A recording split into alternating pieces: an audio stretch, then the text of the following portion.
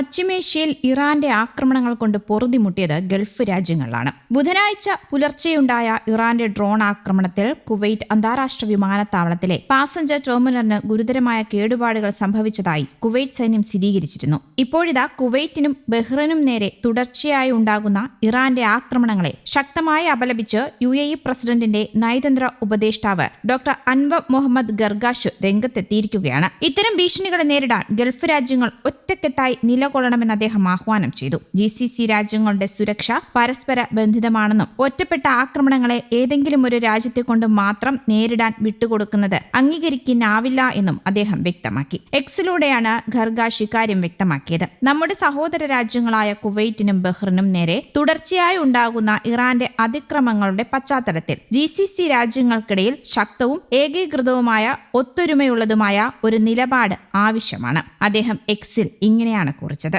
GCC രാജ്യങ്ങളുടെ സുരക്ഷാ താൽപര്യങ്ങൾ ഒന്നാണെന്നും അവരുടെ ഭാവി പരസ്പരം ബന്ധപ്പെട്ടിരിക്കുന്നുവെന്നും അദ്ദേഹം ഓർമ്മിപ്പിച്ചു.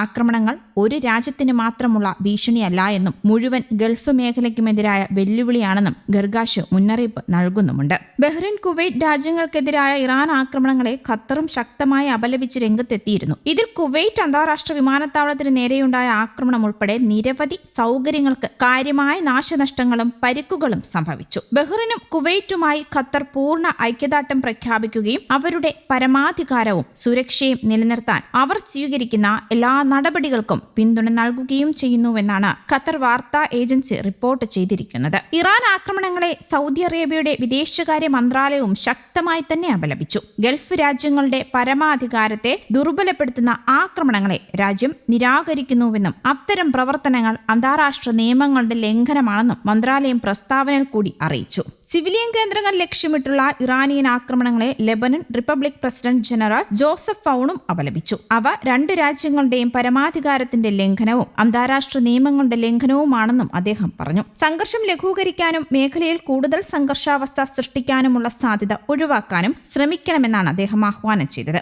ആക്രമണങ്ങളെ ജോർദാനും അപലപിച്ച് രംഗത്തെത്തിയിരുന്നു. അതേസമയം കുവൈറ്റ് വിമാനത്താവളത്തിന് നേരെ ഇന്നലെ നടന്ന ഡ്രോൺ ആക്രമണം തങ്ങളല്ല ചെയ്തതെന്ന് ഇറാൻ സൈന്യം അറിയിക്കുന്നു. US പ്രതിരോധ മിസൈലായ പാട്രിയറ്റ് ലക്ഷ്യം തെറ്റി പതിച്ചതാണെന്നാണ് IRGC ആരോപിക്കുന്നതും. ഇറാന്റെ ഡ്രോണുകളെ ചെറുക്കാൻ US സൈന്യം തൊടുത്ത പ്രതിരോധം ടെർമിനലിനുള്ളിൽ പതിച്ചതാണെന്നും വിമാനത്താവളത്തെ തങ്ങൾ ലക്ഷ്യമിട്ടിരുന്നില്ല എന്നുമാണ് IRGC വക്താക്കൾ അറിയിക്കുന്നത്. ടെർമിനൽ 1 പതിച്ച മിസൈൽ അവശിഷ്ടം ഒരു ഇന്ത്യക്കാരന്റെ ജീവനെടുത്തിരുന്നു. മധ്യപ്രദേശ് സ്വദേശി മൻസൂർ അഹമ്മദ് റഹ്മാനാണ് കൊല്ലപ്പെട്ടത്. 3 മലയാളികൾ ഉൾപ്പെടെ 63 യാത്രക്കാർക്ക് പരിക്കേൽക്കുകയും ചെയ്തു. അപകടത്തിന് പിന്നാലെ കുവൈറ്റ് വ്യോമപാത അടയ്ക്കുകയും കുവൈറ്റിലേക്ക് എത്താനുള്ള വിമാനങ്ങൾ വഴിതിരിച്ചു വിടുകയും ചെയ്തിരുന്നു. പ്രദേശത്ത് സമാധാനം കൊണ്ടുവരുന്നതിന് പകരം സംഘർഷം നിലനിർത്തുന്നത് ശരിയല്ല എന്ന് ഇറാന് നേരെ ഖത്തർ പ്രധാനമന്ത്രി Sheikh Hamad bin Jassim bin Jabir Al Thani വിമർശനം ഉന്നയിച്ചതിന് പിന്നാലെയാണ് ആക്രമണം നടത്തിയത് തങ്ങളല്ല എന്ന് അറിയിച്ചുകൊണ്ട് ഇറാൻ രംഗത്ത് വന്നതും. മേഖലയ്ക്ക് നേരെ ഉണ്ടാകുന്ന ആക്രമണങ്ങൾ അമ്പരപ്പിക്കുന്നതാണെന്നും ഇത് ഒരിക്കലും ന്യായീകരിക്കാൻ കഴിയില്ല എന്നുമായിരുന്നു അദ്ദേഹം എക്സ് പോസ്റ്റിൽ കൂടി അറിയിച്ചത്. ബഹ്റിനും കുവൈറ്റിനും നേരെയുണ്ടായ ഇത്തരം ആക്രമണങ്ങൾക്ക് അന്വേഷണം വേണമെന്നും അദ്ദേഹം ശക്തമായി തന്നെ ആവശ്യപ്പെട്ടു. ഖത്തറിനെ ബ്ലാക്ക്മെയിൽ ചെയ്യാൻ ഇറാൻ ശ്രമിക്കുന്നുണ്ടെന്നും അദ്ദേഹം കൂട്ടിച്ചേർക്കുന്നു. വിമാനത്താവളത്തിന് നേരെ